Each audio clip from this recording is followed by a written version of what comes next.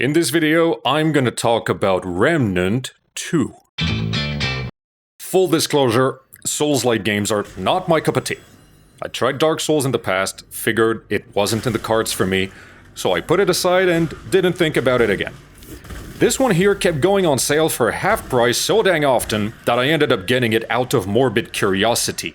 Because who the hell devalues themselves to such an extent that you broadcast to the whole neighborhood that you ain't getting lucky? It's like leaving a couch on the curb with a paper that says free. You know that shit is full of insects never seen before, feasting on the gallons of J.D. Vance's crusty jizz stuck in the cavernous hammer space between two cushions. All this to say, I regretted my purchase and I hadn't even booted up the game yet. What finally convinced me was the fact that a couple of friends were intending to play it in multiplayer with me, so I figured now was a good time as any.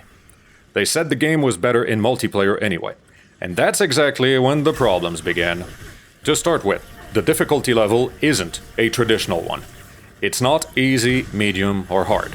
The medium difficulty is based around you already having done a playthrough and unlocked a bunch of equipment. Because it turns out that several pieces of equipment are unlocked for all your characters once you discover them.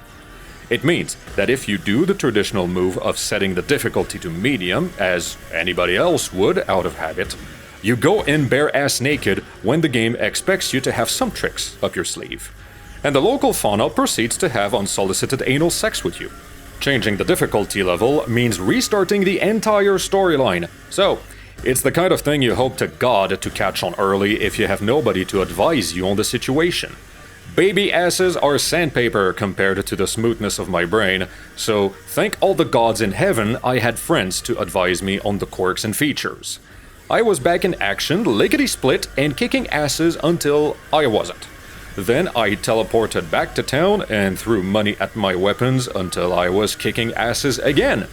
Then the game threw me a monster who had more punches than I had dodges.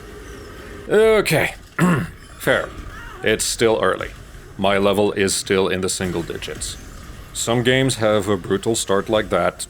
Alright, that's great, that's good. Get past the hump, get good, get better, unlock the rest of the goodies, and certainly you'll feel like you're a bit more in control of the situation. Hopefully, in theory. But holy shit is the getting there part of Vietnam War. You're gonna die. Period. Full stop. You're gonna die for all sorts of reasons, most of them being that you got ambushed somewhere without enough maneuvering room. You're still scrambling for what hit you, and it hits you again, and you go down like a sack of potatoes. You're shunted back to the last checkpoint, you make your way back to the spot, and finally you kill everything, now that you know what's coming at you. You get into a boss room, you sacrifice a bunch of your lives and times just to know what the patterns are, and then you finally beat the boss and move on. That's the rhythm of the whole experience. The multiplayer aspect comes in handy for the one sole reason that having more human bodies in the game means that the bosses will have to divert their attention away and not relentlessly come at you in particular. Most of the time there's only one boss, and there can be as many as 3 of you. The other 2 can do nothing for all you care, they can just be here to make the boss look elsewhere while you pump it full of holes. Mind the aim though, friendly fire is on, and you can't turn it off. You can't turn the game off either. Not even in single player. Doesn't matter if you're choosing a teleport destination, or managing your inventory, or even changing your settings. The game's always on, it never pauses, at all. If you want any sensation of safety, you're gonna fiddle in the menus while you're back at the town. Doing it near checkpoints is relatively reasonable and low risk, and if you're really dying to know the description of the ring you just picked up, you can probably backtrack a couple rooms and peek in your inventory at your leisure in relative safety. You'll know the enemies are coming to disturb your peace when you hear the war horn blaring. 4 exotic locales are offered to you mostly in random order, and they are the Great Deku Tree, Interstellar, Destiny 2, and the Imperium of Man.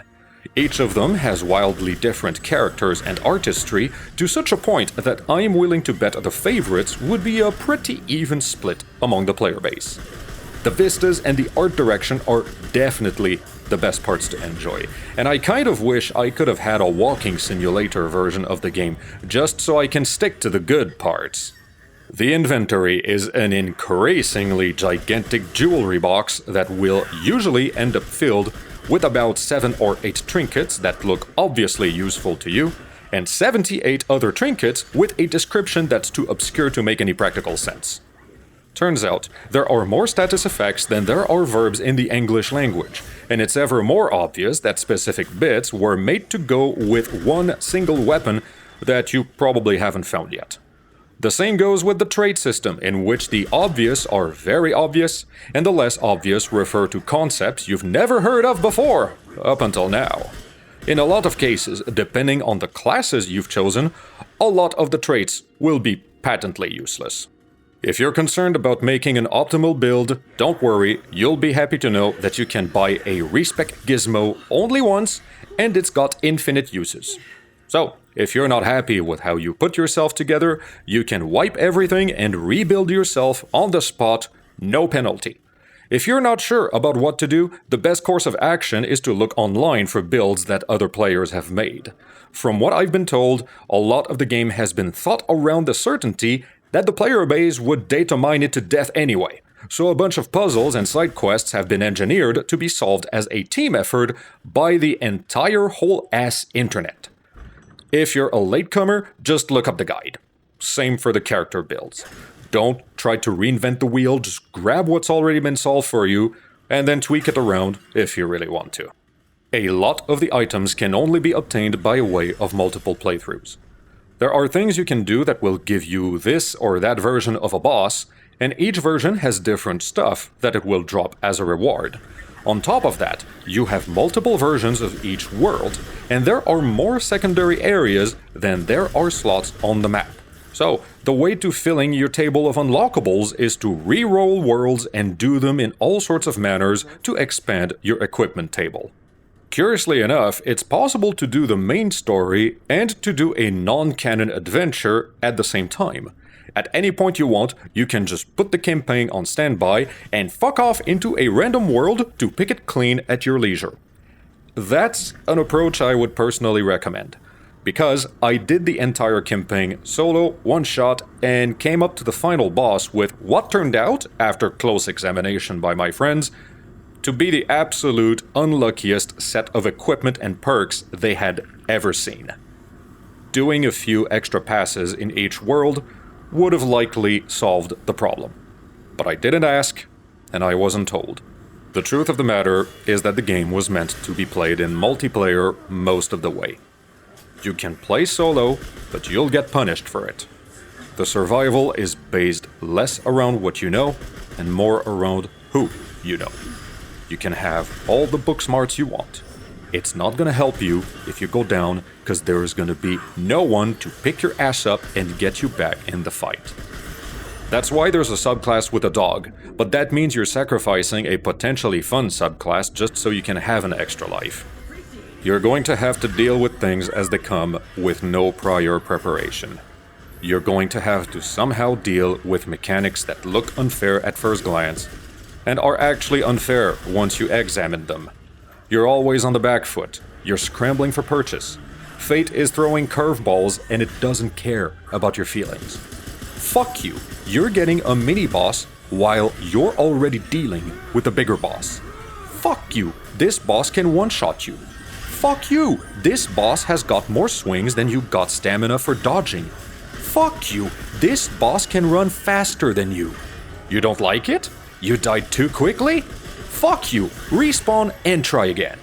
Trying to take on all of these hurdles on one's own is a straight path to depression. If you're not told in advance what the playthrough entails, you're going to flail around asking yourself, how do I work this? Where is my big gun? How did I get here? The solution lies in having teammates with whom you can share the burden of being Fate's chew toy. Nobody can do everything alone. But if you've got company, even though you're not experts in the field, at least you can put your heads together, and you can take some pressure off from yourself. If you remain stubborn in your individualism, you'll just come up short in the end. and you'll say to yourself, my god, what have I done?